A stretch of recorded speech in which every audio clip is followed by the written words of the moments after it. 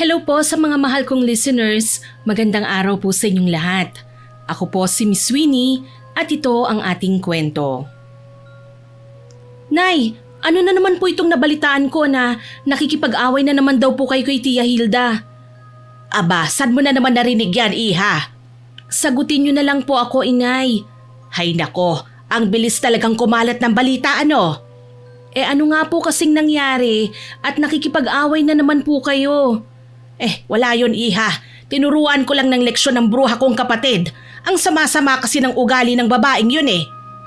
Bakit po ba, Inay? Inano niya po ba kayo? Hindi naman niya ako inano. Pero kasi, ikaw ang tinitira niya, anak. Po? Ako po? Paanong ako?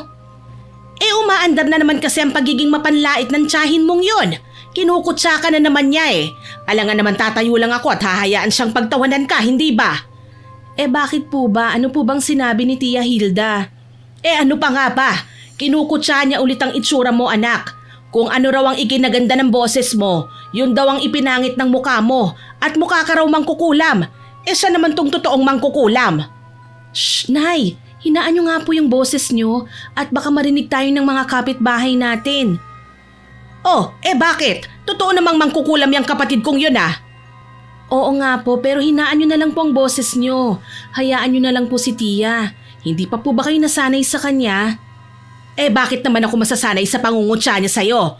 Aba, walang masasanay sa ganyan ano? Hindi ako papayag na patuloy kang pagtawanan ng bruhang yon.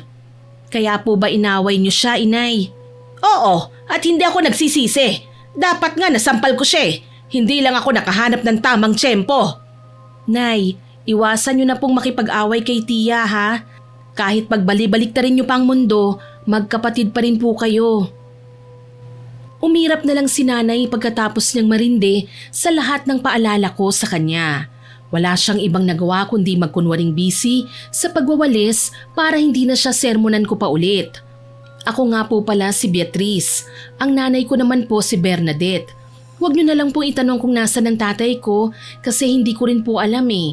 Iniwan niya noon ang nanay ko noong ipinagbubuntis pa lang ako kaya isinilang po ako sa mundong ito na walang kinikilalang tatay.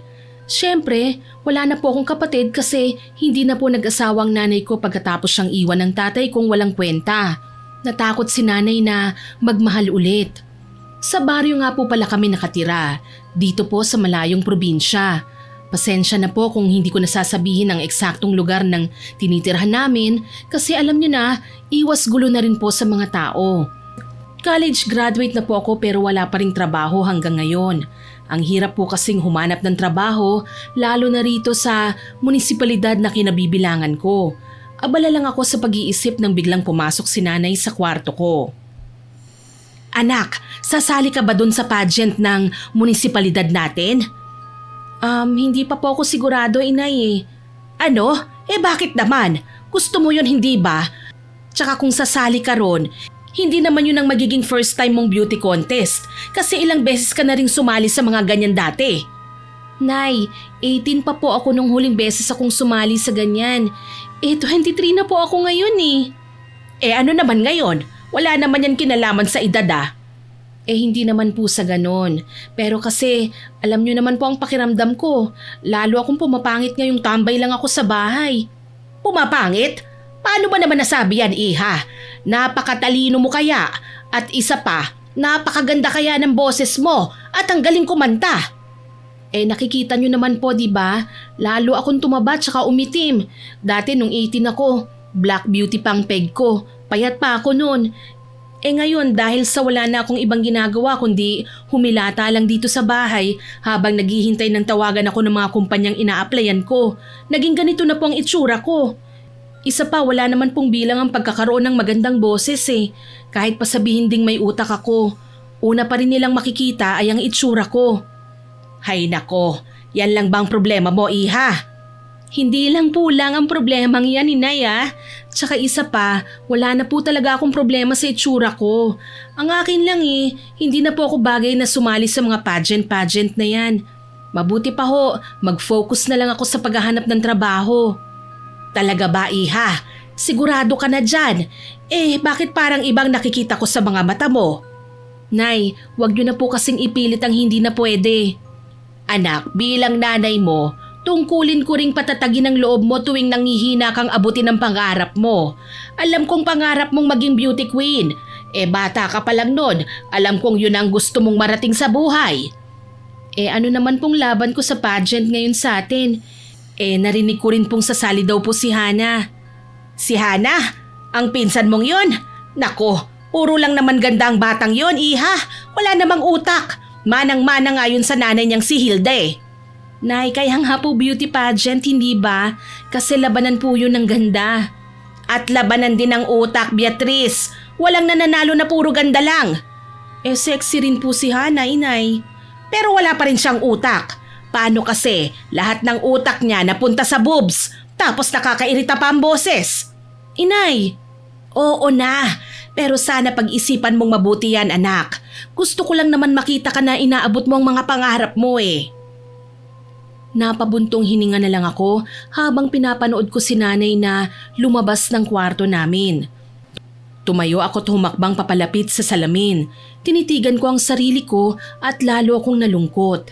Height pa lang, hindi naman ako ganun kataas Pumapandak ang tingin sa akin dahil ang taba ko na. Hindi talaga ako mananalo kung sasali ko sa beauty pageant na walang ibang dala kundi talino lang at ganda ng boses. Beauty pageant pa rin naman yon, hindi intelligent pageant o singing competition. Ang pinsan kong si Hana may chance na manalo ron. Sobrang ganda kasi niya talaga Hindi rin naman siya ganun kabobo. Pero masasabi kong kulang pa rin siya sa talino. Bata pa lang kami, magkaribal na talaga kami ni Hana sa lahat ng bagay, lalong-lalo na sa mga paligsahan. Napipili siya dahil sa ganda. Ako naman dahil sa utak na meron ako at sa galing kong kumanta. Ni minsan, hindi kami nagkasundo. Puro away lang. Sobrang maldita kasi ng babaeng yun Pero hindi naman ako nagpapaapi. Makalipas ang ilang araw, nagsimba kami ni nanay. Medyo nahuli kami kaya wala na masyadong upuan. Sa kamalas-malasang pagkakataon, dun lang may bakante sa tabi ng upuan ni Hana. Kasama rin niya ang nanay niya. Ayaw ng nanay ko na dun kami umupo pero pinilit ko na lang siya. Kesa naman tatayo lang kami hanggang sa matapos ang sermon. Excuse me, uupo kami ng anak ko. Naku mahabaging langit, anong ginagawa ng mga kampo ni Lucifer dito? Wag mo akong simulan, Hilda. Nasa loob tayo ng simbahan. Yun na nga Paano kayo nakapasok dito ng anak mo? Hindi ba kayo natunaw sa holy water? Ipapalunok ko sa'yo mamaya yan kung hindi ka mananahimik dyan. Nay, tiya, tumigil na nga po kayo. Nakakahiya Pinagtitinginan na tayo ng mga tao. Oo nga may mukhang halimaw kasing nakapasok. Anong sinabi mo? Wala naman. Ang sabi ko, nawawala ang kabanalan ng lugar na to dahil sa inyo ng nanay mo. At kami pa talaga ang sisisihin mo Yang si Tia Hilda naman ang nagsimula. Whatever, tumahimik ka na nga lang dyan. Kayo naman tong nag-iingay Hoy Beatrice, ayusin mo nga yung ugali mo. Pangit ka na nga, pangit pa rin lumalabas sa bibig mo. Oo nga inay, minalas na nga siya sa muka. Hindi pa bumawi sa ugali.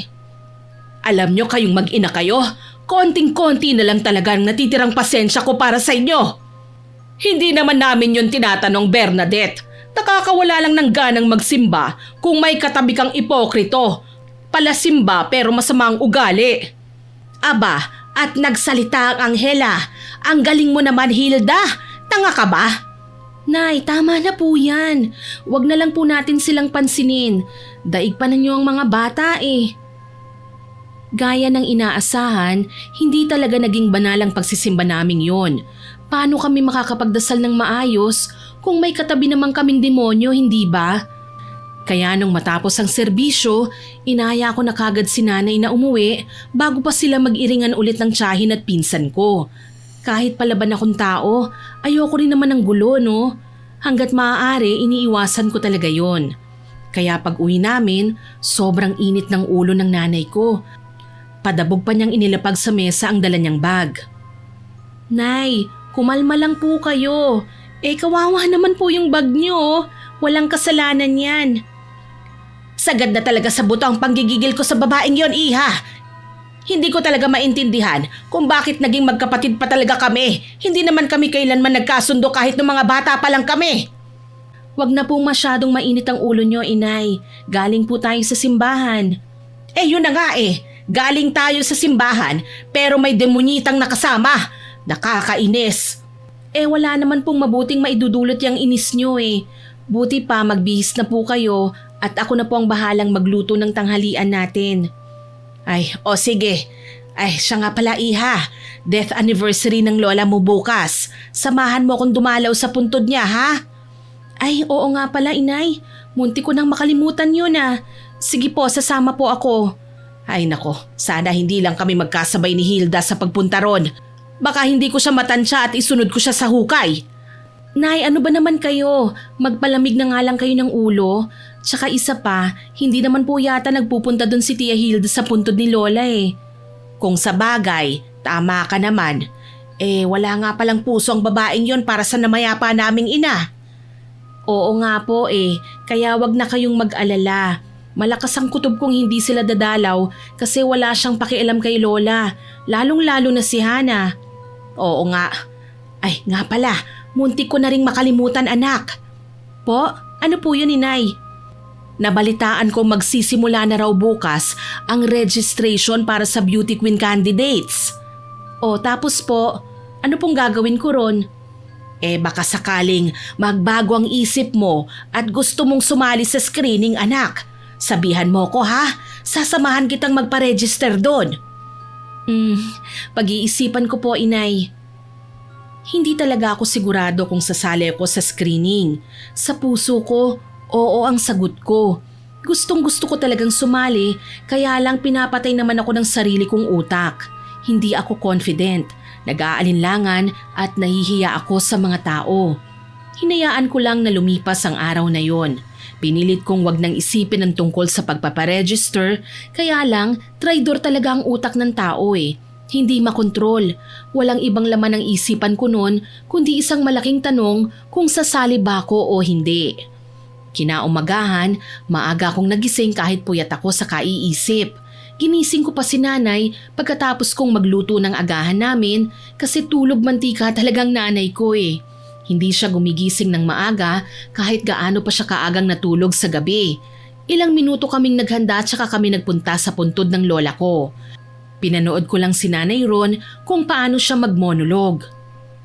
Inay, pasensya na't ngayon lang ako nakadalaw ulit ha.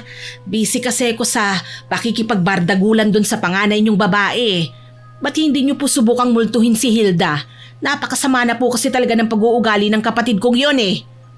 Lagi niya pong kinukutsa itong anak ko, kaya nawawalan ng kumpiyansa sa sarili. Hindi porket magandang anak niya, gaganituhin na niya kagad ang paborito mong apo. Aba, hindi naman pangit ang anak ko ah. Tsaka isa pa po, Inay, bakit niyo po kasi pinamanahan ng kakayahan ng pangungulam yang si Hilda? Balita ko po, marami daw pong nagpapagamot ng kulam sa kanya eh. Nagdududa na po ako. Sa tingin ko po, siya lang din ang nangungulam sa kanila para may magpagamot sa kanya. Di nagkakapera siya. Marunong din naman po akong mangulam kasi tinuruan niyo naman po ako. Kaso hindi ko ginamit yun eh. Panggagamot lang po ng kulam ang ginagamit ko. Nay, hindi pa po ba kayo tapos dyan? Bakit anak? Tignan niyo po ang kalangitan dumidilim po bigla. Mukhang uulan po yata, Inay eh. Ay nako! Oo nga! Buti pa po, umuwi na po kayo, Inay, habang hindi pa umuulan. Hindi pa naman tayo nagdala ng payong. Ako lang? Bakit? Hindi ka ba sasabay sa akin? May dadaanan pa po ako eh. Mauna na po kayo. Saan ka pupunta? Magre-register ka na ba sa screening ng pageant, Iha? Opo sana eh. Susubukan ko lang po. Talaga? Naku, mabuti naman kung ganon. Tara na't sasamahan kita, anak. Hindi na po kailangan, Inay. Kaya ko naman pong mag-isa eh. Hindi, sasama ako sa'yo. Inay, hindi po kayo pwedeng maabutan ng ulan, kaya nakikiusap po ako sa inyo. Mauna na po kayong umuwi. Babalitaan ko na lang po kayo pagka uwi nyo. Talaga? Totoo na ba yan, ha? Opo, Inay. Siguraduhin mo lang na hindi ka magbaback out, ha? Hindi nga po. Sige na inay, umuwi ka na at pupunta na po ako sa munisipyo. Okay anak, hihintayin kita sa bahay ha? Oo, sige po. Umalis na nga si nanay at naiwan akong kabado. Nanghingi pa ako ng basbas sa puntod ni Lola bago ko umalis doon. Pagdating ko sa munisipyo, konti lang ang tao. May iilan akong nakikitang magagandang babae kaya sigurado akong nagpaparegister din sila. Palinga-linga ako sa paligid kasi hinahanap ko si Hana. Sigurado kasing sasali rin ng babaeng yun eh. Kaya lang hindi ko siya nakita kaya nagpa-register na nga ako. Uuwi na nga sana ako kagad pero hindi talaga ako hahayaan ng universe na maging mapayapa eh. Nakita ko kasi si Hana at nakita niya rin ako. Ayoko na sanang pansinin pa eh pero nilapitan naman ako ng bruha. Anong ginagawa ng ilusyonada kong pinsan dito? Huwag mong sabihin sa aking nagpaparegister ka rin talaga sa screening ng pageant. Huwag mo akong simulan, Hana. Ayoko ng gulo. Paano kung gusto ko? Di guluhin mo ang sarili mo. Tabi, dadaan ako. Hoy, huwag mo akong tatalikuran dahil kinakausap pa kita. Pangit ka na nga, bastos ka pa. Unang-una sa lahat, hindi ako pangit, Hana. Ikalawa, hindi rin ako bastos. Ano naman ba kasing kailangan mo, ha? Gusto ko lang naman ipaalala sa'yo na wala kang chance manalo sa pageant na to, Beatrice. Kaya kung ako sa'yo, wag mo nang ituloy ang kabaliwan mong sumali. Wala kang pakialam. Tigilan mo ko. My gosh, Beatrice! Hindi ka ba nahihiya sa mga tao? O kahit sa sarili mo na lang? Hindi mo ba nakikita ang katawan mo? Ang pangit oh! Tumaba lang ako ng konti pero hindi ako pangit. Mataba ka na, negra at pangit. Isa kang negrang baboy. Huwag mong ipahiya ang sarili mo, Beatrice. Bakit ka ba nakikialam ha? Natatakot ka ba sa akin? Ha? Ako? Natatakot? Kanino? Sa'yo? Nagpapatawa ka ba? Natatakot lang ako sa pangit mong pagmumuka pero hindi ako natatakot na makalaban ka sa pageant kung talagang tutuloy ka, no? Talaga ba? Mukhang iba kasi ang nababasa ko sa takbo ng utak mo eh. Oo nga pala. Wala ka nga palang utak. Anong sinabi mo? Puro ka lang naman ganda, Hana eh. Tsaka maliban dyan sa suso mo, ano bang maipagmamalaki mo ha? Wala naman hindi ba? Ni hindi ka nga marunong ng basic English eh. Ni wala ka ring talent. Sa bobo mong yan, may lakas ka pa ng loob na sumali sa pageant. Ikaw dapat ang mahiya. Ha? Ang kapal din naman ang mukha mong sabihin yan ano? Oo, makapal talaga ang mukha ko. Pero ayos lang kasi makapal din naman ang utak ko eh. Hindi gaya mo na kung ano ang ikinakapal ng mukha mo, siya namang ikinanipis ng utak mo. Bukod sa kaya ko silang pabilibin sa galing ko sa pagkanta, ikaw, wala ka nang utak, boses ipis ka pa. Walang niya kang babae ka? Diyan ka na nga, baka mamaya mahawa pa ako sa kakapalan ng mukha mo. Hoy Beatrice, sisiguraduhin kong lalampasuhin kita sa stage, makikita mo! Di gawin mo kung kaya mo. Mabuti pa umuwi ka na kasi nagbabadya ng ulan no. Kawawa naman ng mga tao kung makita nila ang totoo mong mukha sa likod ng makeup na yan. Sayang din ang 10 layer ng foundation mo eh. Hindi ko na hinayaan pang makasagot si Hana sa akin. Iniwan ko na siya roon na sobrang napipikon. Gusto pa niya akong habulin pero ang taas-taas naman ng suot niyang heels. Kaya ayon, natapilok ang bruha. Buti nga sa kanya.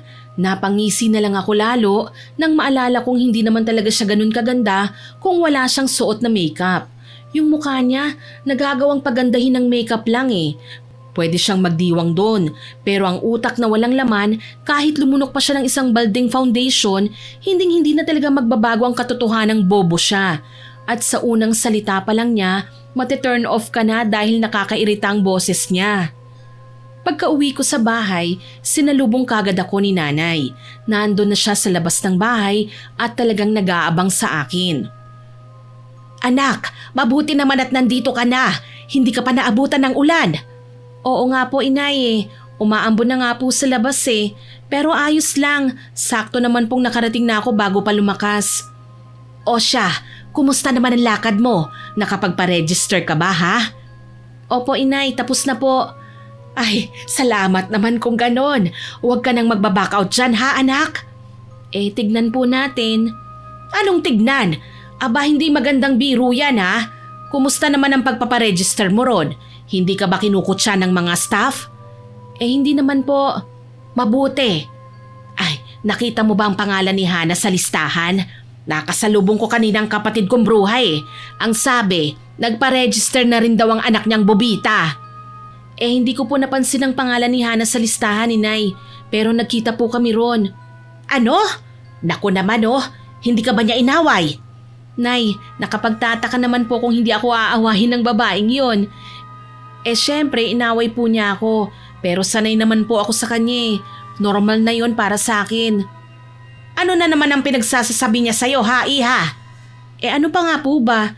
Wala naman pong ibang bukang bibig ang babaeng yun kundi ang panlalait niya po sa akin eh. Hay, napakasama talaga ng ugali ng batang yon. Hindi talaga siya pinalaki ng maayos ni Hilda. Paano naman po siya palalakihin ng maayos ng nanay niya? Masama rin po ang ugali nun. Ay, oo nga naman. May punto ka dyan, anak. Opo, pero inay, tama po kaya itong ginawa ko? Hindi ko po kaya pagsisiyan ito sa bandang huli. Baka mapahiya lang po ako eh. Shh, ayang ka na naman Iha eh. Huwag ka na kasing mag-isip ng ganyan. Kaya mo yan anak. Matalino ka at may talent. Ikaw pa ba? Kaya ko naman po talaga eh. Ang problema lang po, alam nyo na itong katawan ko, tsaka po itong balat ko. Ay naku, wag mong alalahanin yan Iha. Magagawa naman ng solusyon yung problema mo eh. May ilang buwan pa tayo para paghandaan yan. Tutulungan kita anak. Po? Paano po? Magpapaganda ka at sisimulan natin yon sa pag-e-exercise mo. Ay nako inay, hindi na po yan aabot sa pageant. Beatrice anak, baka nakakalimutan mo na madali lang tayong pumayat. Basta kontrolin lang natin ang pagkain at disiplinahin ang sarili. Ikaw lang naman ang medyo mataba sa angkan natin Iha. Ang takaw mo kasi. Ay wow nay ha, nanay ko po ba talaga kayo ha? Sige na anak, magmula bukas, babaguhin natin ang lifestyle mo. Gigising ka ng maaga para mag-jogging at sisimulan mo ang pagdadayet. Papalagpasan ako pero wala na akong nagawa pa sa kalukuhang naisip ng nanay ko.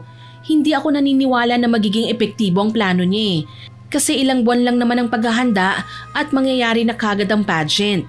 Sigurado akong kukulangin ang panahon namin para mabawasan kahit paano ang tabako. At saka isa pa, hindi nga ako sigurado kung papasaba ko sa screening Kinaumagahan, nagulat ako kasi nauna nga talagang gumising si nanay kesa sa akin. 4:00 pa lang ng madaling araw nang ginising niya ako para mag-jogging. Sasama rin siya sa akin kaya hindi talaga ako nakapalag. Kahit sobrang inaantok pa ako, tumayo na lang ako para sundin ang kabaliwang ideya ni nanay noon. Doon namin piniling mag-jogging sa pinakamalapit na boulevard sa lugar namin. Mas ligtas kasi doon kesa sa mga kalye. Oh, ano na anak? Bilisan mong tumakbo. Ang bagal-bagal mo naman eh. Nay, pinapaalala ko lang po sa inyo ha. Jogging po ito, hindi po race. Ang bilis nyo namang tumakbo eh. Bilis na kasi. Nang mabawasan ka man lang kahit 1% ng taba sa katawan mo ngayon. Sandali lang naman po, inay. Sige na Iha, kaya mo yan. Oo na ho. Ay siya nga pala Beatrice, may binili akong sabon at facial set kahapon. Para yun sa'yo. Nakalimutan kong sabihin sa'yo kahapon pag uwi mo. Po? Para saan po yun, inay? Saan pa nga ba? Siyempre, para sa pag-glow up mo. Gamitin mo yun mamaya pagligo mo, ha? Po, maliligo po ako pagkatapos mag-jogging? Abay, oo naman. Alangan namang hindi. Nangangamoy pawis tayo. Yun na nga po, inay. Pawisan tayo tapos maliligo. Hindi ba yun masama sa kalusugan natin? Hindi ko naman sinabing maliligo ka kagad habang pawisan pa, Iha.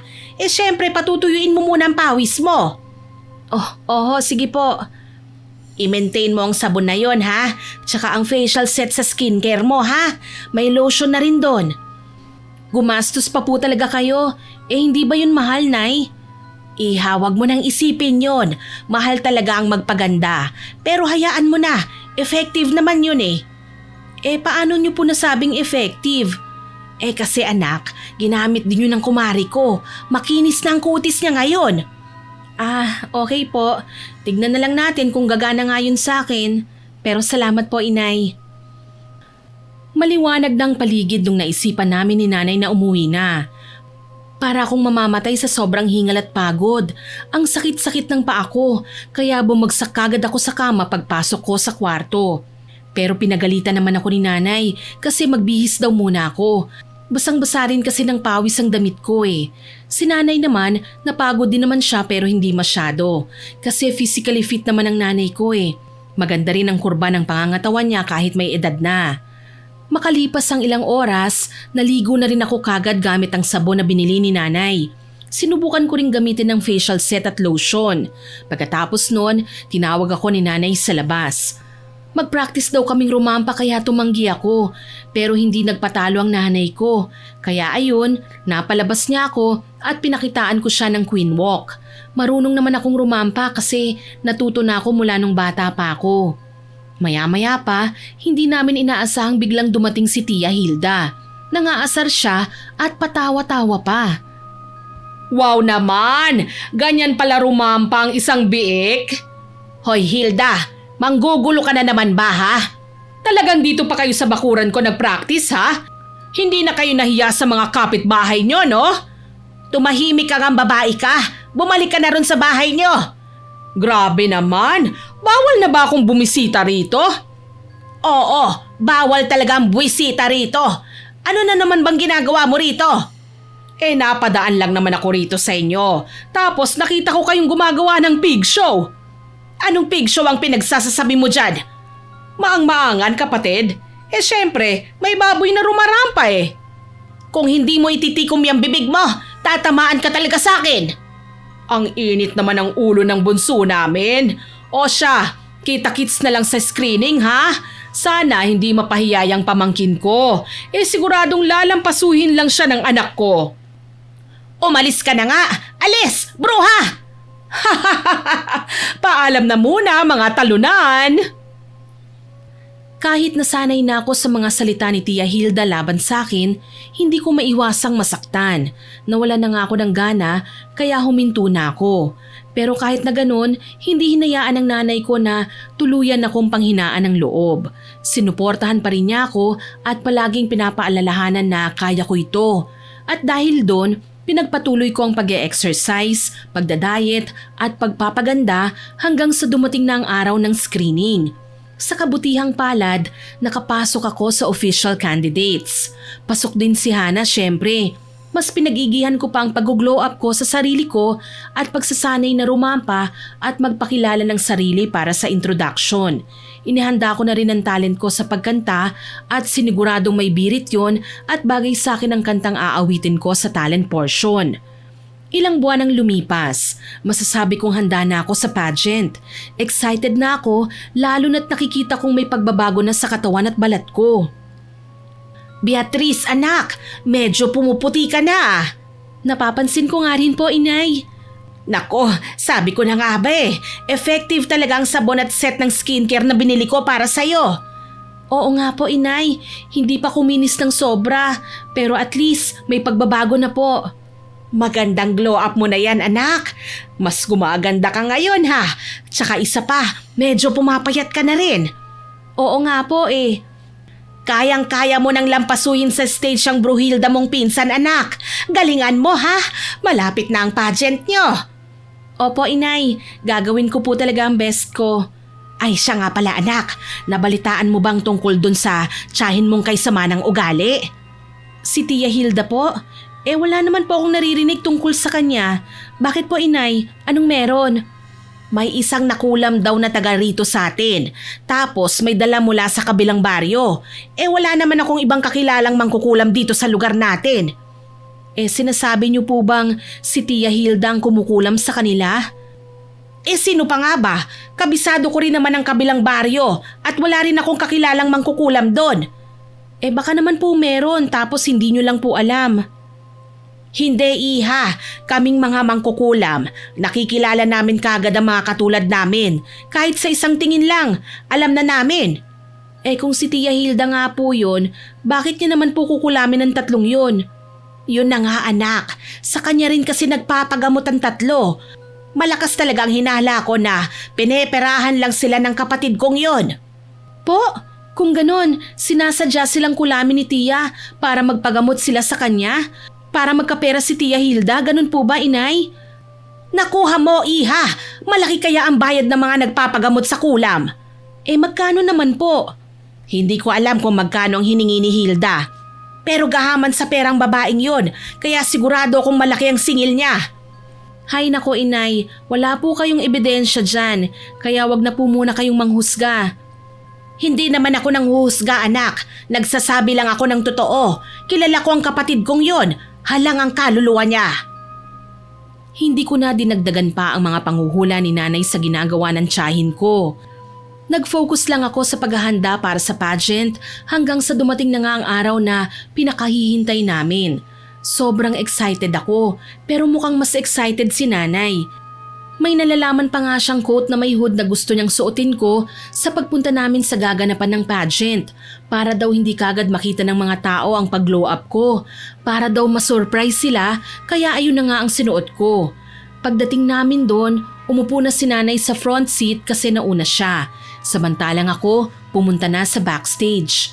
Nakapag-makeup na rin naman ako at masasabi kong ang ganda ko nga talaga kapag naayusan. Black beauty. Nandun din syempre ang makeup artist ko. Habang nagchichikahan nga kami, biglang lumapit si Hana sa pwesto namin. Ano yang suot mo, Beatrice? Hood na pula? Mukha kang si Little Red Riding Hood. Sino? Di sino pa? Di? Sinong may paki sa'yo? Anong sinabi mo? Bumalik ka na rin sa pwesto mo, Hana. Kung ayaw ko, gusto ko lang naman makita ang katabaan mo. Ilang buwan din tayong hindi nagkita. Baka lalo ka lang tumaba. Kaya ka ba nagsuot ng cheap na hoodie mo? Alam mo, Hana, mukhang kulang pa yan blush on mo eh. Gusto mo sampalin ko yung magkabila mong pisngi? Ewan ko sa'yo, bruha. Ako talaga ang bruha? Ikaw ang bruha. Alis! Makalipas ang ilang minuto, nagsimula na rin ang opening ceremony kaya naghanda na kaming mga candidate. Hindi nagtagal, lumabas na kaming lahat para sa production number. Nakita ko kung paano nanlaki ang mga mata ni Hana nang makita niya ako, kaya napangisi ako nang wala sa oras. Alam kong nagulat siya sa glow up ko, maging ang ibang tao sa audience na nakakakilala sa akin. Nakita ko rin si nanay na panay ang sigaw para i-cheer ako. Sa lahat ng categories ng pageant na yon, masasabi kong satisfied ako sa ginawa ko. Ginawa ko kasi ang lahat ng makakaya ko, kaya medyo confident ako na makakasama ako sa top 3 winners. Hindi nga ako nagkamali kasi nung nag-announce na ng winners, ako ang mapalad na nakasungkit ng first runner-up. Samantalang si Hana, third runner-up lang. Pagbaba ko ng stage, sinalubong ako kagad ng nanay ko. Beatrice, anak! Congratulations, Iha! Salamat po, Inay. First runner-up po ako. Oo, at sobrang saya ko para sa'yo, anak ko. Sabi ko na pananalo ka talaga. Nay, iba naman po ang nag-champion eh. Hay, wala akong pakialam doon, anak. Para sa akin, panalo ka pa rin. Nako, ang galing-galing talaga ng anak ko. Sobrang proud sa'yo ang nanay. Salamat po, Inay. Gumana po ang pagpapaglow up niyo sa akin. Abay, oo naman. Tsaka ang galing-galing mo pang sumagot kanina sa question and answer portion. Plus ang ganda-ganda mong kumembot. Tapos sa talent portion naman, halos mabasag ang mga basong hawak ng judges sa taas ng birit mo. Halata talagang may naiinggit sa'yo sa galing mo eh. Ang pangit ng itsura ng pinsan mo kanina. Nako, kung nakita mo lang sana ang mukha niya, anak, maloloka ka talaga. Bakit po ba, Inay? Na paano po bang mukha niya? Pangit po bang makeup? Hindi ganon. Nasira lang ang mukha niya nung makita kanyang tinalbugan ng kanyang ganda. At sinong may sabing natalbugan niyang anak mo ang ganda ko, ha, Tia Bernadette? Oh, nariyan ka pala, Hana. Anong tawag mo sa akin? Tia? Nako, pasensya ka na, Iha, ha? Pero wala akong pamangkin na talunan. Excuse me? Hindi ako talunan. Third runner-up pa rin ako. Yun na nga third runner-up ka lang. Wala kang sinabi sa anak ko. Sinwerte lang yan si Beatrice, kaya siya naging first runner-up. Mas maganda pa rin ako sa kanya. Talaga ba, Iha? Tanggalin mo nga yung makeup mo at maghilamos ka. Tignan natin kung maganda ka ba talaga. Mas maganda pa nga ang chubby face ng anak ko kesa sa'yo eh. Nay, tama na po yan. Baka bigla na naman pong sumulpot si Tia Hilda rito eh. Ay, oo nga pala. Nasaan ang nanay mong mabait ha, Hana? Nahiya ba siyang humarap sa akin kasi natalo ng anak ko ang anak niya? Huwag mo akong iniinsulto, Tia. Pasalamat na lang yung anak niyo at magaling siyang sumagot at kumanta kaya siya nanalo. Oo talaga. Beauty with brains na kasi ang anak ko ngayon.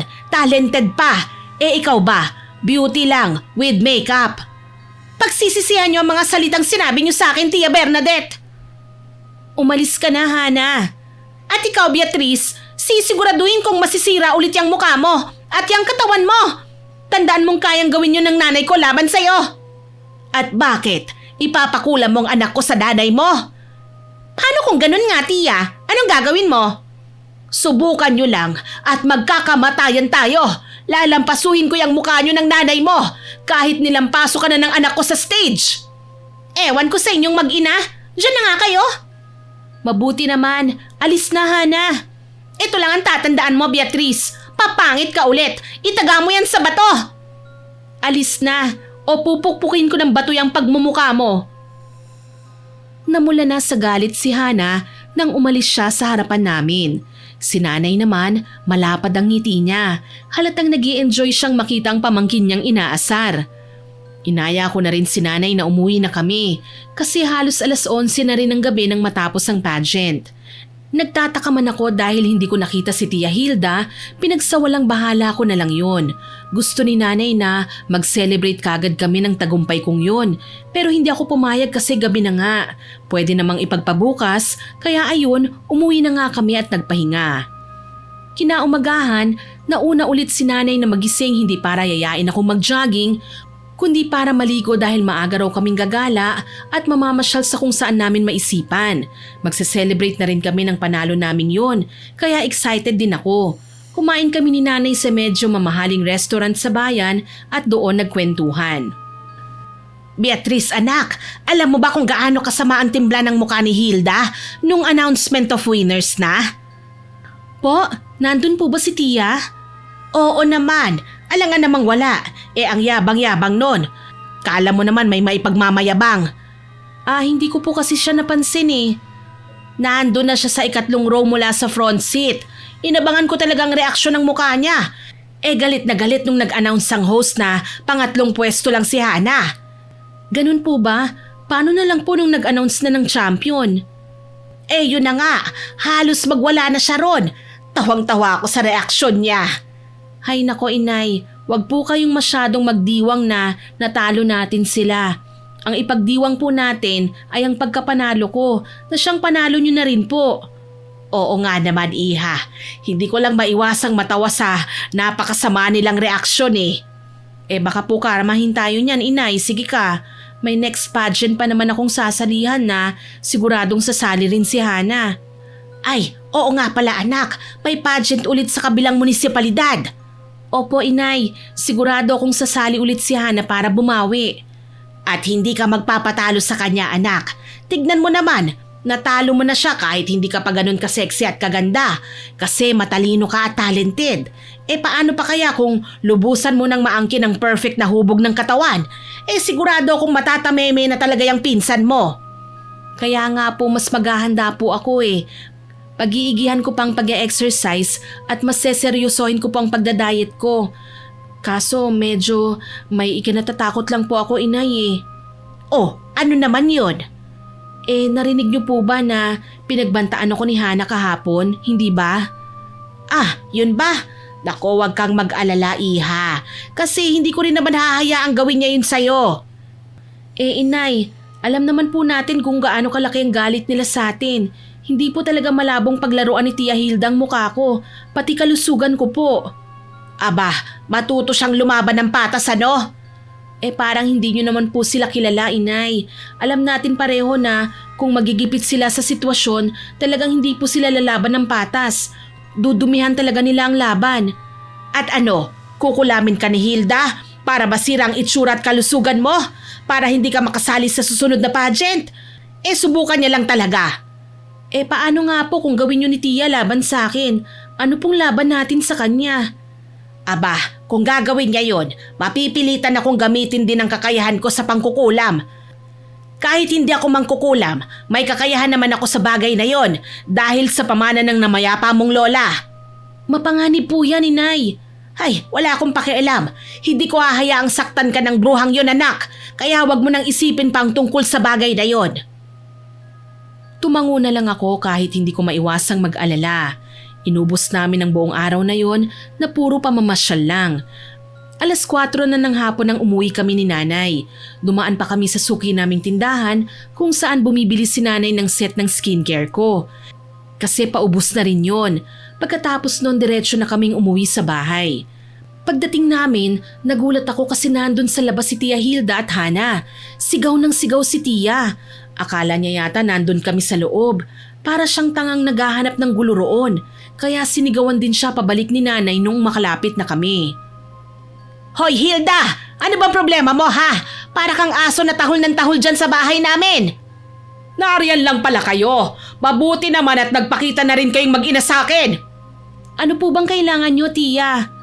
Huwag mo akong matawag-tawag na Tia Beatrice. Wala akong pamangkin na mandaraya. Po, ano po bang sinasabi nyo? Ano na naman ba yung pinagsasasabi mo, Hilda? Nandaya ang anak nyo, Tia Bernadette.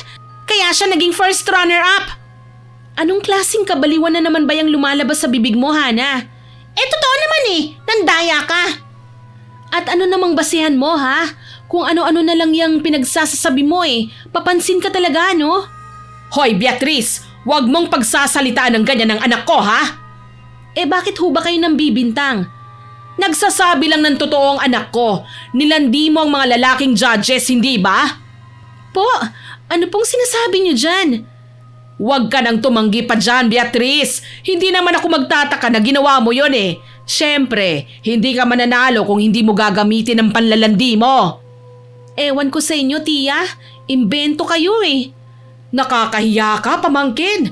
Hindi ka marunong lumaban ng patas, ano? Alam mong hindi mo talaga matatalo si Hana, kaya kailangan mong landiin ng judges para ipanalo ka nila. Hoy Hilda, isang pambibintang mo pa sa anak ko. Tatamaan ka na talaga sa akin.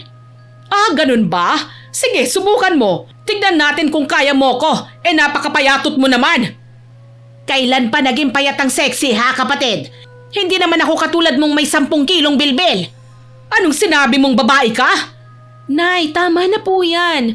Huwag na po natin silang patulan. Masasayang lang po ang oras natin sa kanila. Pumasok na po tayo. Hoy! Huwag niyo akong tatalikuran! Kinakausap ko pa kayo! Hindi ko na pinansin pa si Tia Hilda. Nilampasan na lang namin si Hana na parang hangin. Pagpasok namin ni nanay sa bahay, isinara ko na kagad ang pinto kasi baka maisipan pa nilang pumasok at manggulo sa loob. Makalipas ang ilang araw, nabalitaan kong dumadami na raw talaga ang nakulam sa baryo namin tapos lahat sila doon lumalapit kay Tia Hilda para magpagamot. Nakapagtatakang doon din sila lumapit, kilala rin naman manggagamot si nanay sa baryo namin. Para bang hinahayaan ni Tia ang mga taong yun para masolo niya ang lahat at mapagkakitaan niya ng husto. Ayoko naman talagang manghusga pero hindi ko na talaga maiwasang isipin na ganun nga ang nangyayari. Mukhang tama nga kasi ang hinala ng nanay ko.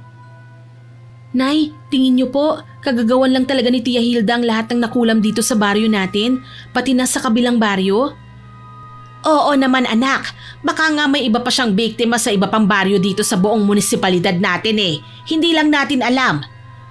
Kung ganun nga po talagang nangyari, bakit po kaya ginagawa yun ni Tia? Di para saan pa? Di para sa pera, iha. Oo nga po, pero bakit parang kailangan niya ng pera? Nasa abroad naman po ang asawa niya. Yun nga rin ang tanong ko anak, baka hindi na sila masyadong pinapadalhan ng pera ng lalaking yun. Babaero pa naman yung asawa ni Hilda. Talaga po? Hindi ko po alam yun Nako, nung hindi pa kayo isinilang ni Hana sa mundong ito, marami ng babae ang asawa ng tiyahin mo. Baka nga may ibang pamilya na yun dun sa abroad Grabe naman po yun, inay. Huwag na nga lang natin silang pag-usapan. Buhay naman nila yan Labas na tayo ron. Oo anak, pero kung sakaling tama ako sa paghahanda ni Hilda ng maraming pera para panggasto sa susunod na pageant, hindi ako magpapatalo sa kanya. Mag-iipon din tayo, kaso wala pa rin po akong trabaho eh. Ayos lang yon, iha. May iilan ka namang sponsors eh. Baka nga madagdagan pang sponsors mo ngayon kasi first runner-up ka. Tsaka isa pa, magagamit naman natin yung cash prize na napanalunan mo. Hindi naman po yun ganun kalaki, inay. Hayaan mo na, malaki na rin ang maitutulong nun. Tsaka mag-iipon din ako para sa'yo, anak. Sige po, inay. Salamat po ha. Kahit wala akong tatay, masasabi kong swerte pa rin ako kasi nandyan palagi ang nanay ko para suportahan ako sa anumang gusto kong gawin sa buhay. Ni hindi niya ako minamadaling makahanap ng trabaho kahit nakapagtapos na ako ng pag-aaral. Ilang araw ang nagdaan, marami kaming na-stock na mga labahin kaya naglaba muna ako. Gusto naman akong tulungan ni nanay kahit pinagpapahinga ko na siya sa bahay. Nagpumilit kasi siya kaya wala na akong nagawa kundi hayaan na lang siyang samahan ako sa tabi ng ilog. Malapit kasi sa ilog ang bahay namin. Maaga kaming pumunta para hindi maabutan ng mainit na sikat ng araw. Nauna muna si Nanay Ron kasi bumili pa ako ng sabon sa tindahan na medyo malayo sa amin.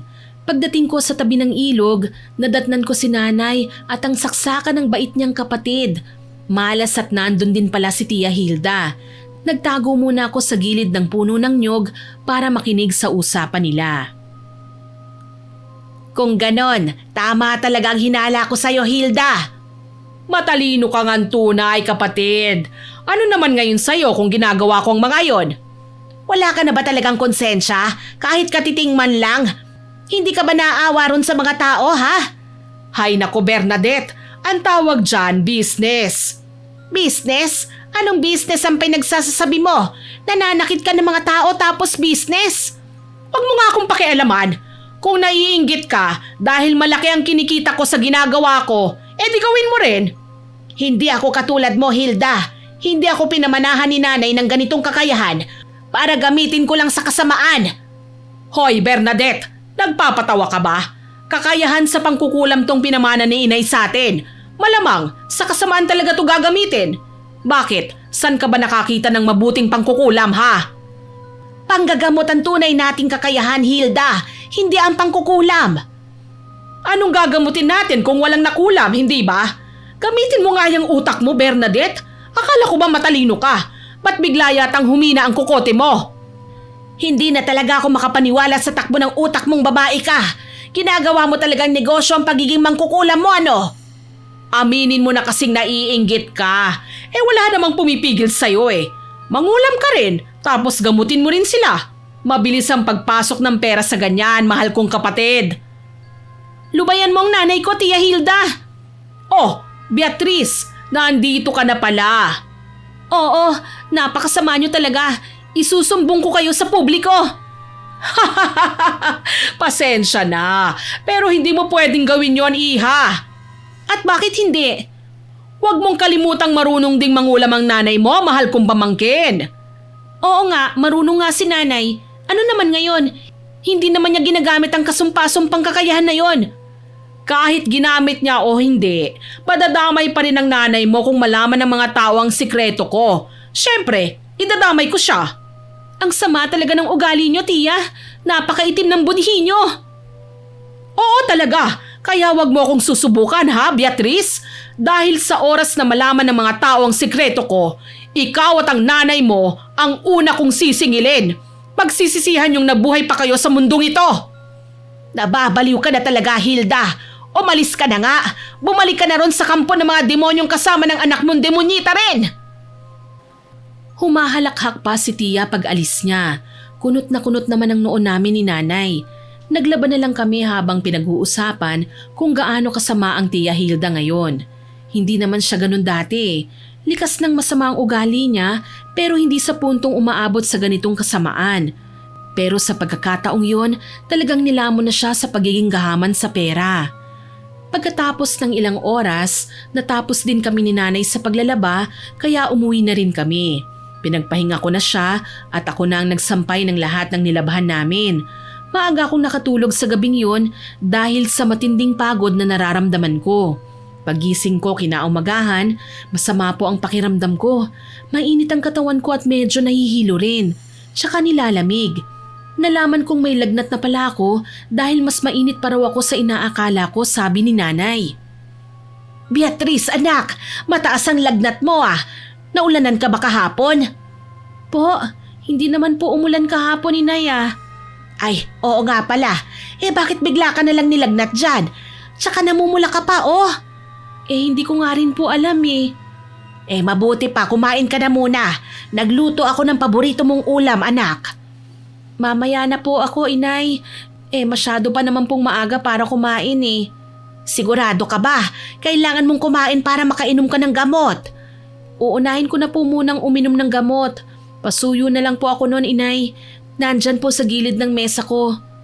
Aba, hindi pwedeng uminom ng gamot kapag wala pang laman ng tiyan mo, iha. May ibang gamot po na ganon pero itong akin, pwede naman po, inay. Tsaka hindi pa rin po kasi ako nagugutom eh. Parang nasusuka na nga po ako. Ay, ganun ba? Mukhang masama ang pakiramdam ko sa lagnat mong ito ah. Bakit po, inay? Hindi ka naman namumula tuwing nilalagnat ka, iha. Pero ngayon, pulang-pula ka oh. Daig mo pa ang na-sunburn. Ganun po ba? Oo, anak. Kahit tignan mo pa sa salamin, para kang nagka-allergic reaction. Wala ka naman sigurong kinain na bawal sa'yo, ano? Wala rin naman po. Kung ganon, sana lang mali ang hinala ko sa bagay na ito. Bakit po? Ano po bang nasa isip nyo, inay? Bigla ko kasing naalala ang banta ng pinsan at tiyahin mo. Baka mamaya, tinutuon na pala talaga nila ang banta nila sa'yo, anak. Aba, hindi ko mapapayagan yon. Hindi naman po siguro, inay. Lagnat lang naman po ito. Sana lang mali ako kasi kung nagkataon tama naman ang hinala ko, makakapatay talaga ako ng tao. Kahit pamangkin o kapatid ko pa yan. Naku naman, inay, kumalma lang po kayo kasi ayos lang naman po ako eh. Hindi ako sumang-ayon sa naisip ng nanay ko, pero aminado ko sa sarili kong kinakabahan ako sa bagay na yun. Hindi kasi yun malayo sa posibilidad. May tsansa talagang matamaan ako ng kulam ni Tia Hilda, lalo na't patuloy pa rin akong naghahanda para sa susunod na beauty pageant. Sigurado akong gagawin na nila ang lahat para matalo nila ako. Lumipas ang ilang araw at linggo, hindi pa rin po ako gumagaling.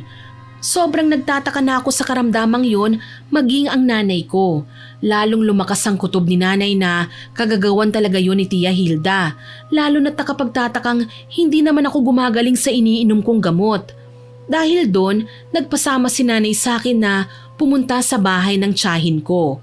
Hindi ganun kalapit ang bahay namin mula sa kanila pero hindi rin naman masyadong malayo. Nakatira pa rin kami sa iisang baryo. Pagdating namin doon, medyo nahihiya ako sa ginagawa ng nanay ko kasi nag-iiskandalo siya. Hoy Hilda! Alam kong nandyan ka sa loob! Lumabas ka ngayon din! Nay, wag po kayong sumigaw. Nakakahiya naman po sa mga kapitbahay nila oh. Ay wala akong pakialam kahit panoorin pa nila tayo rito, iha! Hilda! Lumabas ka! Ay, sino ba yung sigaw ng sigaw dyan sa... Oh, Bernadette, ikaw pala yan. Hindi ko naman alam na may bisita pala ako sa araw na to. Mukhang may dapat yata tayong pag-usapan, Hilda. May importante ka bang sasabihin sa akin? Kaya ka napasugod dito sa bahay ng ganito kaaga? Kagigising ko lang kasi.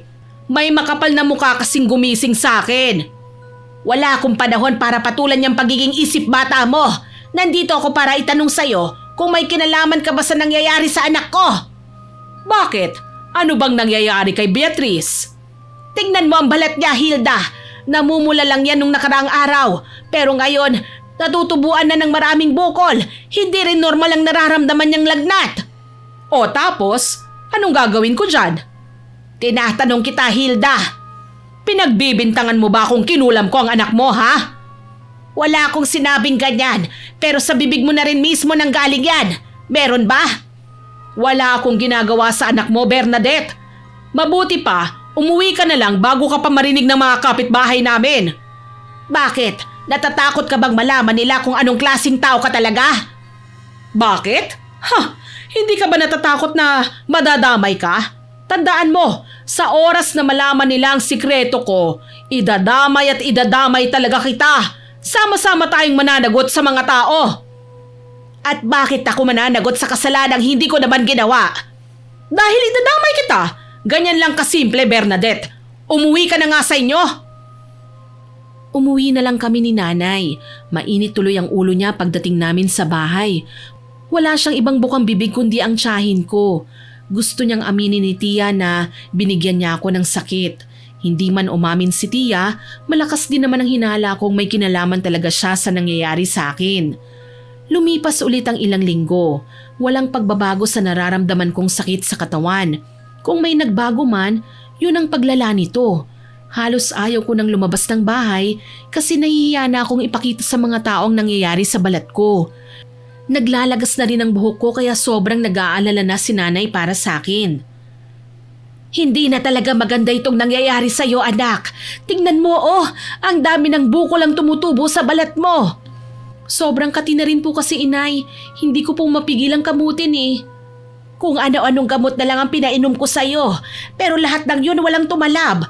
Sinubukan na rin naman kitang gamutin gamit ang kakayahan ko sa panggagamot, pero wala pa rin talaga. Magpatingin na po kaya tayo sa doktor, inay. Doktor? Hindi ako naniniwalang kaya kang gamutin ng doktor, anak.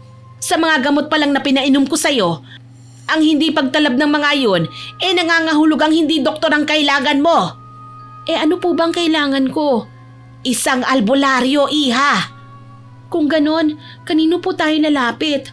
May kakilala po ba kayong albularyo? Wala pa sa ngayon, pero maghahanap ako kung hindi pa rin tatalab sa'yo ang mga susunod kong gagawin. Ano po bang gagawin niyo, inay? Pasensya ka na, anak, pero tinulak ako ni Hilda para gawin ang bagay na ito. Ano nga po kasi yun? Pangkukulam. Po, anong ibig niyong sabihin, inay? Malakas ang kakayahan ni Hilda dahil sanay na siyang gamitin ito, kaya siguro walang talab sa kulam niya ang kakayahan ko sa panggagamot. Pero kung susubukan ko ang kakayahan ko sa pangkukulam, posibleng malabanan ko siya at mapagaling kita, iha. Pero paano niyo po gagawin yun? Lalabanan niyo po ang kulam ni Tia Hilda sa akin? Paano po? Tsaka isa pa, hindi pa rin naman po kumpirmadong nakulam nga talaga ako eh. Hindi ko na kailangan marinig mula sa bibig ni Hilda ang pag-amin niya para lang makumpirma kung siyang may gawa nito sa'yo, iha. Gusto ko lang siyang marinig na umamin, pero alam ko na talagang siyang may gawa nito. Nararamdaman ko yun. Nararamdaman ng espiritual kong kakayahan ang pinaggagawa niya sa'yo. Ganun po ba, inay? Oo, kaya susubukan ko ng gamitin ang pangkukulam ngayon. Lalabanan ko siya sa pamamagitan ng pagkulam ko sa anak niya. Po? Si Hana? Walang iba, anak. Hindi ko alam kung kakayanin ko ang kapangyarihan ng babaeng yon. Kaya hindi ko siya direktang lalabanan. Lalabanan ko siya sa paraang ito. Gagawin ko kay Hana ang ginagawa niya sa'yo. Marunong din naman pong manggamot si Tia, inay. Baka hindi rin po tatalab yan. Mali ka, iha. Sa aming dalawa, alam kong mas magaling akong manggamot. Magaling lang ang babaeng yan sa panggagamot kung siya mismo ang nagbigay ng sakit sa mga tao. Kagaya ng ginawa niyang negosyo ngayon para kumita. Pero kung ibang tao nang may gawa, alam kong mahihirapan siya. Pero inay, hindi po ba mapanganib para sa inyo ang balak niyo? Huwag mo kong alalahanin, anak. Kaya kong pangalagaan ang sarili ko. Lalakasan ko ang kulam ko kay Hana para masindak ko ang bruha kong kapatid at tigilan ka na niya. Huwag niyo lang po sanang pasobrahan at baka makapatay po kayo. Hindi po pwedeng mangyari yon. Huwag kang mag-alala, iha. Ibabalik ko lang sa anak niya ang ginagawa niya sa'yo. Kung gusto ka nilang sirain para hindi ka na makasali sa beauty pageant sa kabilang munisipalidad, pues hindi ko rin hahayaang makasali si Hana doon. Aminado akong natuwa ko sa planong gagawin ng nanay ko, pero hindi ko pa rin maiwasang mag-alala para sa kalagayan niya. Hindi na nga siya nag-aksaya ng oras kasi nung gabi rin yun, sinimulan kaagad niya ang pangkukulam niya kay Hana. Sa dahilang unang gabi pa lang niya yun, hindi pa tumalab kaagad kay Hana ang kulam ni nanay. Kinabukasan, nagpaalam si nanay na aalis daw muna siya saglit kasi may hahanapin siyang sangkap sa pangkukulam para daw mas lumakas pa ang puwersa niya. Naiwan naman akong mag-isa sa bahay at sinisikap kumilos kahit nahihirapan na ako. Abala lang ako sa pag-aasikaso ng sarili ko nang biglang may pumasok sa bahay namin. Magandang umaga, mahal kong pinsan! Hana, anong ginagawa mo rito? Dinalaw lang kita. Bakit? Masama bang dalawin ngayon ang paborito kong pinsan? Trespassing ka. Ano bang kailangan mo? Wala naman. Gusto lang sana kitang kumustahin eh. Hindi ko kailangan ng pagiging sarcastic mo, Hana. Lumabas ka na nga sa bahay namin ngayon din. Grabe, napakasama mo namang magtrato ng bisita, Insan.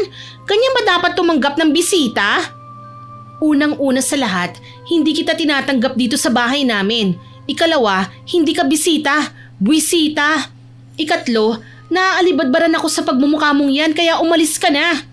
Paano kung ayaw ko? Hindi mo ba gustong alamin kung anong balita ang dala ko ngayon? Hindi, dahil hindi ako interesado sa mga pinagsasasabi mo. Kaya pwede ba, wag mo na akong guluhin pa? Kawawa ka naman, Beatrice. Sa kalagayan mong yan, makasali ka pa kaya sa pageant doon sa kabilang bayan? Naku, imposible. Tumahimik ka. Nagpapagaling ako at gagaling ako. Hindi na mangyayari yun, babae. Kung gagaling ka man, hindi mo na maaabutan ng pageant. Titiyakin ko ang bagay na yon. Anong sinabi mo? Yan ang napapala mo sa pagkalaban mo sa akin. Ano, masakit ba ang mga bukol-bukol na yan? Makati ba? Walang iya ka? Napakasama mo talaga. Magsama kayo sa impyerno niyang nanay mong mangkukulam. Oh, chill ka lang, Insan. Temporary lang naman yan eh. Hindi mo naman ikamamatay. Tiisin mo muna hanggang sa matapos ang pageant namin. Isa kang tunay na talunan, Hana. Hindi ka marunong lumaban ng patas. O ano ngayon? Una, ginawan mo ko ng issue na nilandi ko ang mga lalaking judge kaya ako nanalo ng first runner-up. Ngayon naman, pinasira mo talaga sa nanay mo ang katawan ko at kalusugan ko para lang hindi ako makasali sa pageant. Bakit? May magagawa ka ba para pigilan kami ng nanay ko, ha, Beatrice? Ganyan ka na ba talaga katakot sa akin, ha, Hana? Na umabot ka sa ganitong punto dahil alam mo sa sarili mong hindi mo ako kayang talunin? Ha? Huwag kang magyabang, babae. Hintayin mong iuwi ko ang corona sa susunod na pageant. Manood ka at mamatay ka sa inggit. Kung sakaling manalo ka man, hindi ka pa rin naman magiging masaya ng tuluyan. At bakit hindi? Dahil alam mong ako dapat ang manalo kung nakasali lang ako. Mayabang ka, Beatrice. May ipagmamayabang lang kasi ko, Hana.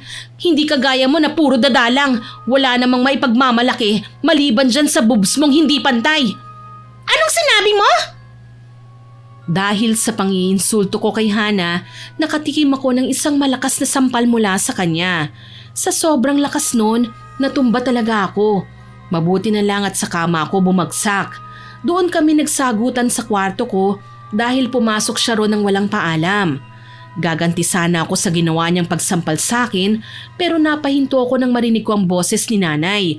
Kararating lang niya at nakita niya ang pangyayaring yun. Nagalit ng husto si nanay. Hindi siya nagpigil ng nararamdaman niya kaya mabilis niya kaming nilapitan at binigyan niya rin ng isang malakas na sampal si Hana. Akala ko nga isa lang pero sinundan pa yun ng nanay ko sa kabilang pisngi ng babae. Left and right na sampal tuloy ang natanggap ni Hana. Anong problema mo, Tia Bernadette? Hindi mo dapat sinaktan ang anak ko, Hana. Kulang pa yung 2 sampal sa pinaggagawa mo sa kanya. Gusto mo bang paduguin ko yung bibig mo? Napakabastos mo! Walang galang! Ha? Deserve mo bang igalang, ha? Hindi naman Lumabas ka na sa pamamahay ko kung ayaw mong hiwain ko yung bibig mo, Hana! Pagsisisihan mo tong pananakit mo sa akin! Bakit? Ano na naman ang gagawin mo? Magsusumbong ka na naman sa nanay mong bruha? Wala ka nang pakialam doon. Sisiguraduhin kong mamimilipit sa sakit yang si Beatrice dahil sa ginawa mo. Subukan mo. Subukan nyo ng nanay nyo. Baka hindi ako makapagpigil at sabay ko kayong ihatid sa hukay. Isusumbong kita sa nanay ko. Hindi niya ito palalampasin. Di magsumbong ka. Sa tingin mo ba natatakot pa rin ako sa nanay mo ngayon? Pwes nagkakamali ka. Huwag mong kalilimutang magkapatid kami ng nanay mo. At kung anong kapangyarihan ang meron siya, meron din ako. Hindi ko lang ginagamit. Bla bla bla bla bla. Ang dami mong dada, Bernadette. Sinasabi ko sa'yo, pagsisisihan mo to. Naiyak na si Hana sa galit bago siya mabilis na lumabas ng bahay namin. Kinabahan ako kagad dahil siguradong magsusumbong talaga siya kay Tia Hilda. Galit na kasi ang bruha kong pinsan eh. Ganun siya magalit, nagiging bastos. Tinatawag niya lang si nanay sa pangalan niya nang walang tiya-tiya. Hindi na nga ako nagkamali. Nagsumbong kagad si Hana kasi ilang minuto lang ang lumipas, bumalik siya sa bahay pero kasama na niya ang tiya Hilda. Nag-aapoy rin sa galit ang bruha kong tiyahin. Parang anumang oras, handang-handa na siyang sugurin kami ni nanay at ingud-ngud ang mukha namin sa sahig. Walang yaka, Bernadette! Anong ginawa mo sa anak ko? Oh, at sumugod na nga inahin dahil nagsumbong ang kanyang sisiw. Ang lakas ng loob mong saktan ng anak ko! Hoy Hilda, bago mo ko ratratan dyan ng bunganga mo, tanungin mo muna yung anak mo kung anong ginawa niya sa anak ko. Wala akong pakialam. Ang punto ko rito, sinampal mo si Hana. Wow, nahiya naman ako sa pangkukulam mo sa anak ko. Tumahimik ka. Gusto mo bang marinig tayo ng mga kapitbahay mo? Bakit? Natatakot kang malaman ng mga kapitbahay ko na mangkukulam tayo?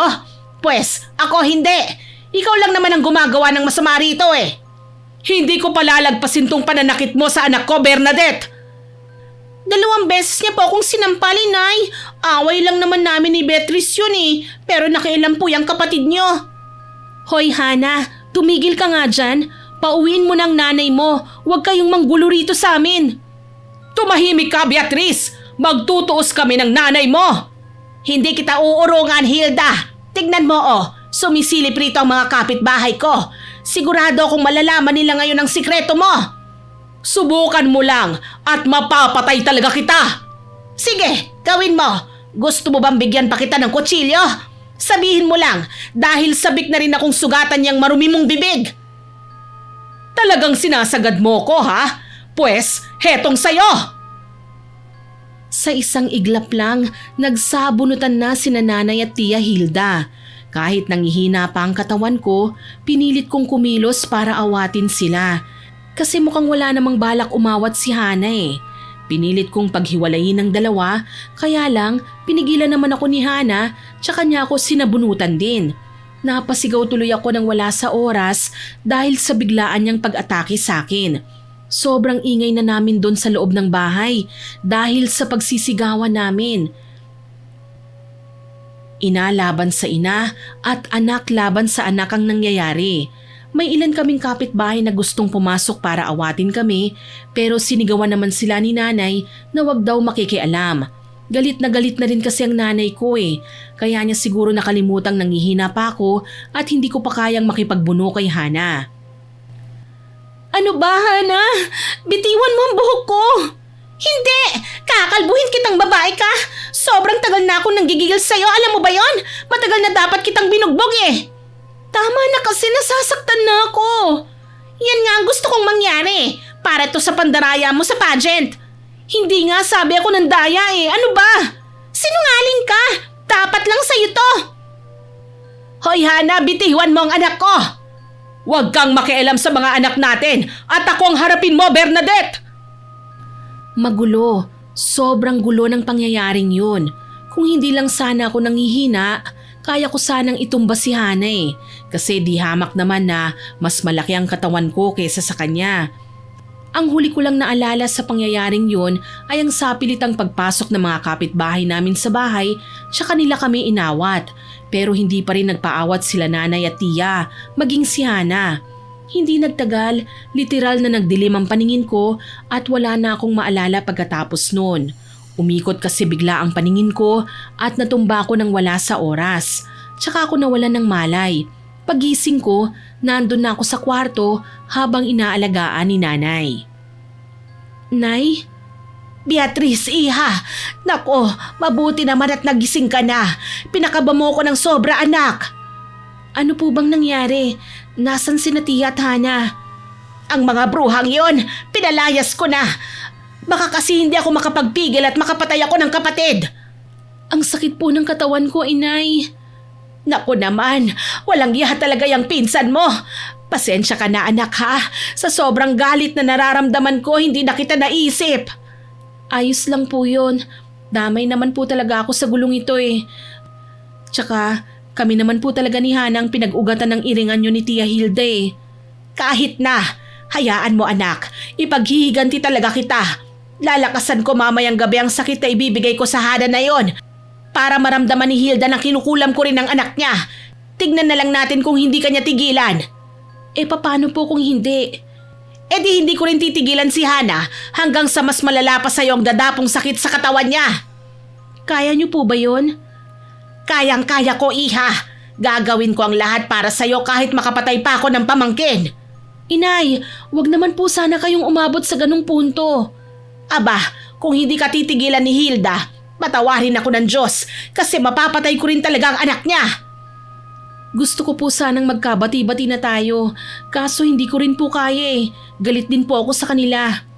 Kaya nga, sinimulan ni Hilda ang labanang ito, kaya ako mismo ang tatapos. Matatapos lang ito kung magiging malala na ang kalagayan ng anak niya.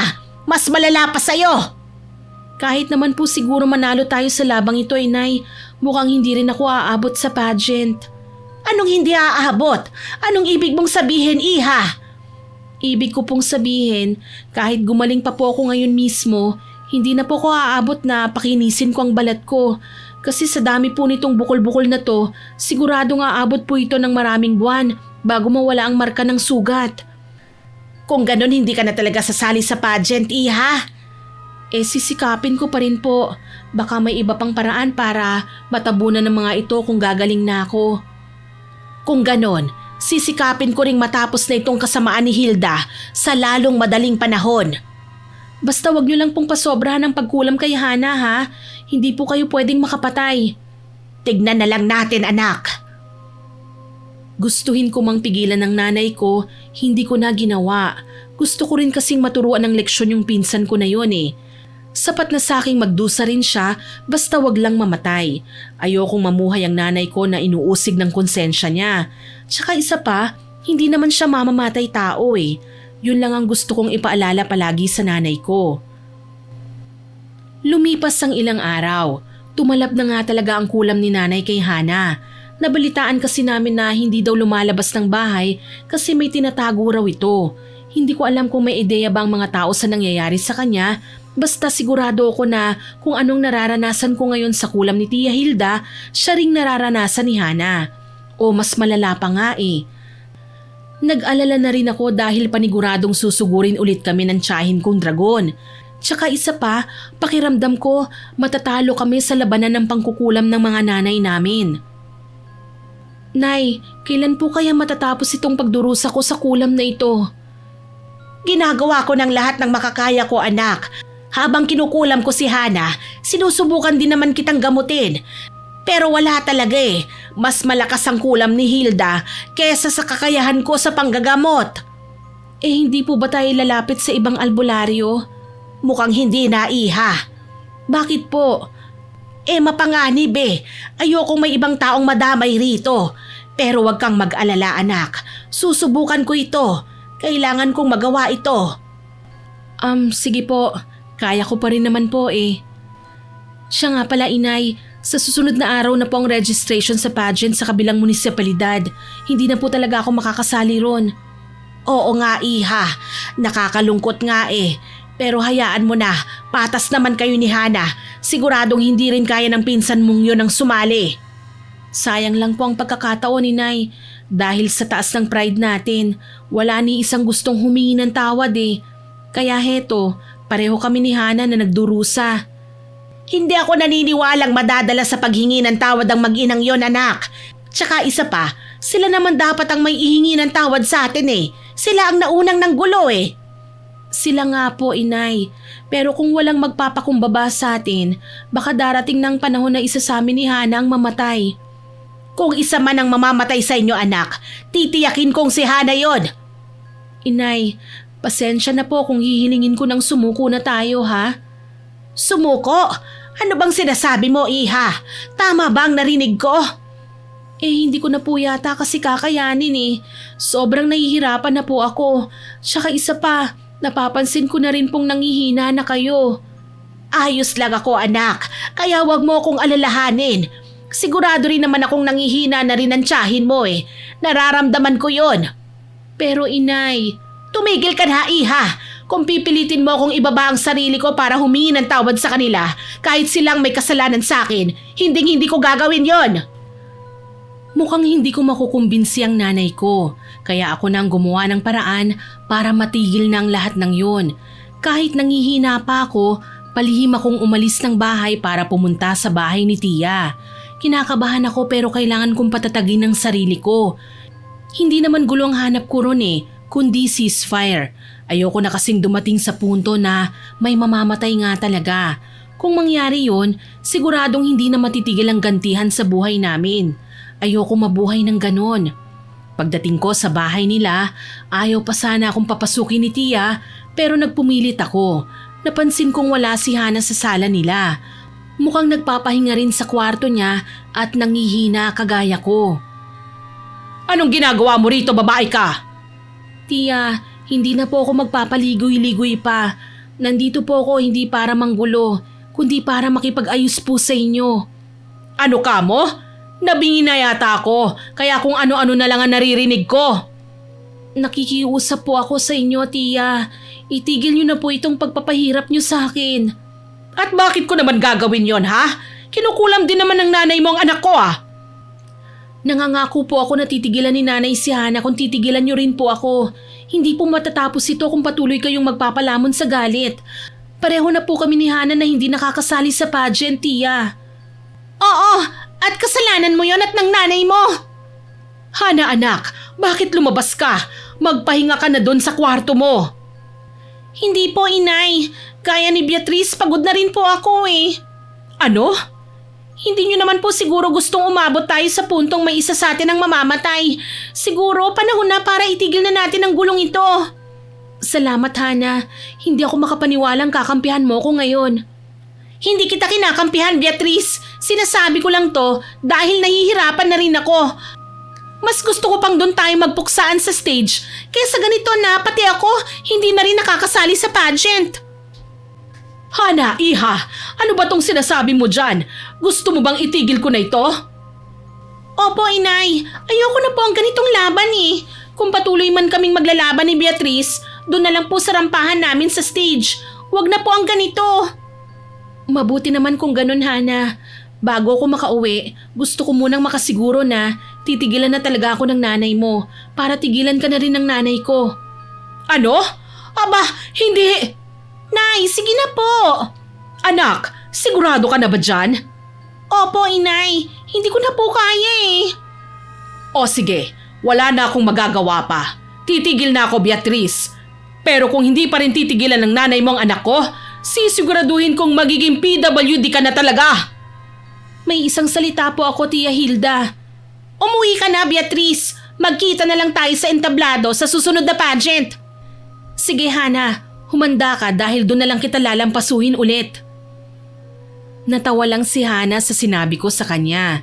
Samantalang natagpuan ko naman ang sarili kong nakangiti na lang. Hindi ako makapaniwalang umuwi ako ng bahay nang wala ng kaaway. Sobrang nagulat ang nanay ko sa balitang yon, pero wala pa rin siyang nagawa kundi pumayag na lang. Tinupad naman ni Tia Hilda ang pagtigil niya ng pangkukulam sa akin kaya tinigilan na rin ni nanay si Hana. Maraming buwan ang ginugol ko para muling magpaganda, lalo na nung tuluyan nang natuyo ang mga bukol ko sa katawan. Hindi ko pa rin sinukuan ang mundo ng pageant. Hindi pa rin kami naging magkaibigan ng pinsan kong si Hana, pero mas mabuti na yon kaysa magkaaway kami. Ang mga pangyayaring yun sa buhay ko, doon ko natutunan kung gaano kahalaga ang pagpapatawad. Totoo ngang magagawa nitong baguhin ang takbo ng buhay ng tao. Mas magiging magaan pala ang lahat kung marunong tayong magpatawad, lunukin ng pride, kesa magkimkim tayo ng galit sa kapwa natin. Sana po nagustuhan niyo ang ibinahagi kong kwento sa inyo.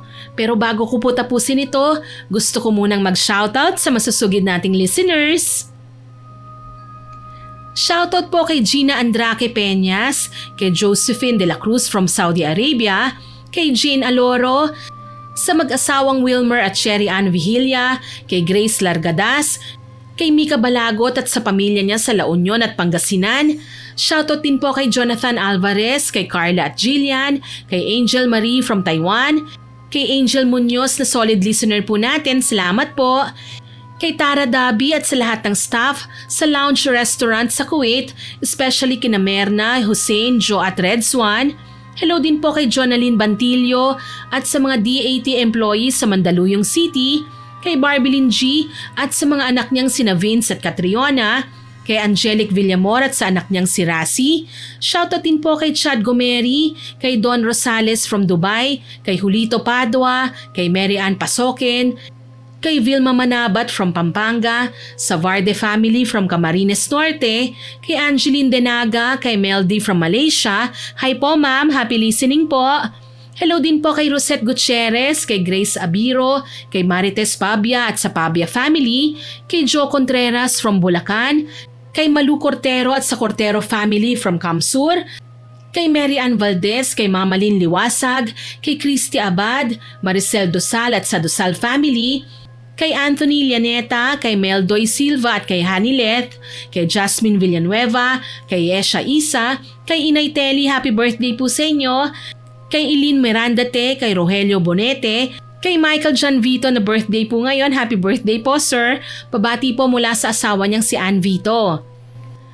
Maraming salamat po sa lahat ng nagkomento sa kwentong ito. Pati na rin po sa magagandang comments na nilalagay nyo sa comment section. Nako, nakakataba po talaga ng puso yon, nakaka-flatter po. Salamat po talaga. At sana po abangan nyo po ang mga susunod kong upload ha.